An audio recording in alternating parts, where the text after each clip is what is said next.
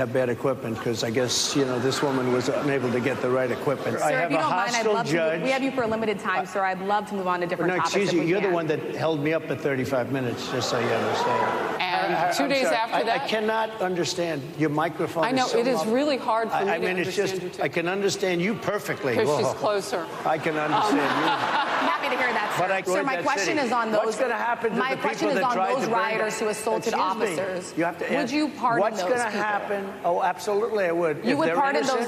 If they're innocent, I would pardon them. They've been convicted. And by the way, the Supreme Court just under. Why come here? What is your message today? My message is to stop people from invading our country. A lot of the journalists in this room are black. I will tell you that coming from the border are millions and millions of people that happen to be taking black jobs. You had the best. What exactly is a black job, sir? A black job is anybody that has a job. That's what it is. Anybody that has a job. All right. He was agitated. He was rude. He was racist. And yes, he was weird. Just a few weeks ago, Trump looked like he was cruising to a victory against an aging Joe Biden and making major inroads with minority voters. Now he's facing an uphill battle against Vice President Kamala Harris, and his appearance today was a crucial opportunity to flip the script.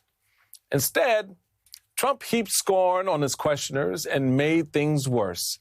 When he was asked about Republicans blasting Harris as a DEI hire, he didn't just double down. No. He invented a new kind of racist Kamala trutherism on the fly.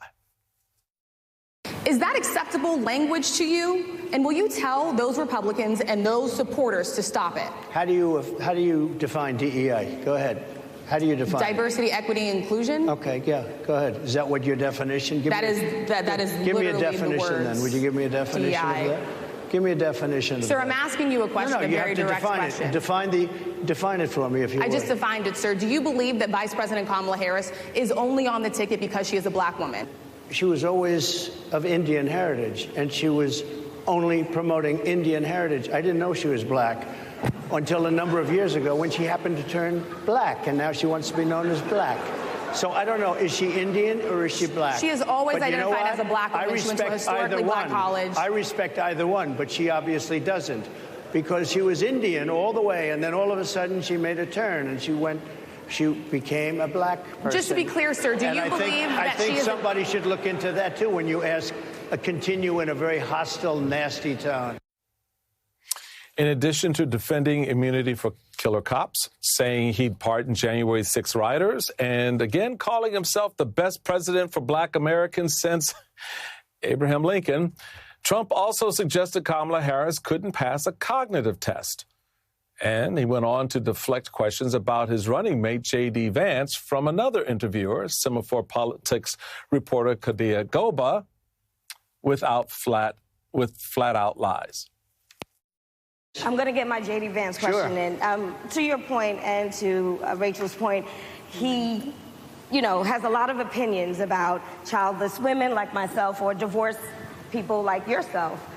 Do you think, well... I mean, my point is here. But at least it was said in a friendly manner. My point is, do you think the Republican Party is getting a little bit too judgy about people's lives when you think about abortion or when you think about what J.D. Vance is saying? I don't think, look, I think that the Democrat Party is really the one that has the problem. I think they're radical on abortion because they're allowing abortion in the 9th month. They're allowing the death of a baby after the baby is born, based on Sir, that's governor illegal of Virginia. In every state in the country. Based on the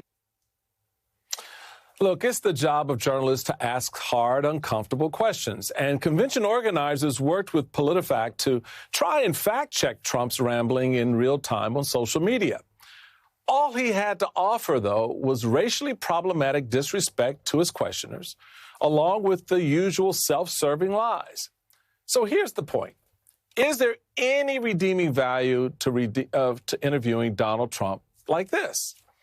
Is that juice really worth the squeeze?